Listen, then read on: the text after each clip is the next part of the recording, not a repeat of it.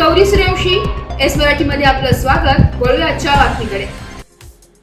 दिंडोरी तालुक्यातील वनारवाडी येथे गेल्या काही दिवसांपूर्वी घडलेल्या घटनांमुळे वन विभागाने याबाबत दक्षता घेऊन घटना घडलेल्या ठिकाणी पिंजरे लावले होते। त्यामुळे निळवंडी येथील जाधव वस्ती येथेही बिबट्याला पकडण्यात यश आले। त्यानंतर वनारवाडी येथेही चव्हाण वस्तीवर घटनास्थळावर एक नर बिबट्या महिनाभरापासून दर्श देत होता, मात्र पिंजऱ्यात येत नव्हता। तो आज पिंजऱ्यात जेरबंद झालाय।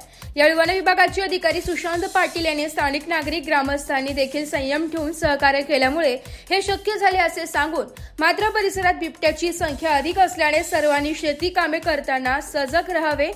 वनारवाडी, दिंडोरी, मडकी जाम, निळवंडी परिसरात बिबट जेरबंद करण्याचे प्रयत्न वरिष्ठांचे निर्देशानुसार सुरू राहणार आहे असे शेवटी सांगितले। एस मराठी न्यूजसाठी बापू चव्हाण, दिंडोरी। अशाच नवीन ताज्या घडामोडी जाणून घेण्यासाठी आमच्या एस मराठी न्यूज चॅनलला लाईक करा, शेअर करा, सबस्क्राईब करा आणि बेल आयकॉनला क्लिक करायला विसरू नका।